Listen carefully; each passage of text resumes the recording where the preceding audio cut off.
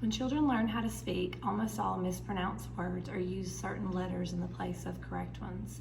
I remember when my children were little how cute it was for them to mispronounce words, and how it was almost sad the day that they started saying them correctly. As parents, we want our children to stay little, and even though we're excited that they reach their milestones and start speaking clearly, it also almost reminds us that they are no longer our little babies. It is very important for children with speech disorders to receive the services that they need. While it may be cute or endearing at a young age, the way that their peers and teachers can perceive them can cause children to have social, emotional, and academic challenges. As children get older, their peers will begin to ridicule them about their speech disorders. Being ridiculed by their peers can cause them to isolate themselves and cause lasting social and emotional damage. This can cause children to not want to speak up in class, and teachers tend to perceive them as being lazy. Teachers tend to view children with speech disorders as being unintelligent when many of them are very intelligent children. We had 2 fifth graders that were twins that came to our school, and they both had speech disorders. Within a week of them being there, the teachers reached out to the special education teachers and were wanting to know if they could be tested to see if they could receive services. It turned out that both children were very intelligent, but because of their speech disorder, the teachers viewed them as unintelligent.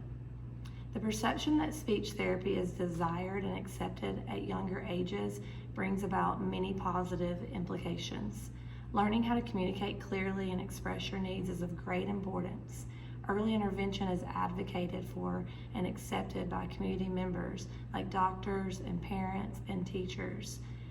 Even though you can receive services even before you start school, many parents don't even realize that there is a need until it's made aware by the teacher in kindergarten or first grade. As a teacher in an elementary school, I've noticed that there are many children that come to us that could have been receiving services for many years, but the parents just thought it was normal or something that they would grow out of. Delaying speech therapy can have negative implications. When children are younger and their brain is maturing, it is much easier for them to learn new concepts. The longer one waits to receive services, the harder it can be to correct these problems. My nephew is 4 years old and he has Down syndrome. He is so smart and so loving, but he really struggles with his speech. He has been receiving services for as early as it was even possible, and he has come such a long way and learned so many words, but there are very many words that he still struggles with, and it's very hard for us to understand him. He gets very frustrated and will act out in a negative way with behavior when people can't understand him. At his school, even though he's 4 and he knows all of his letters and knows all of his sounds and is very smart, he can even spell his name for people.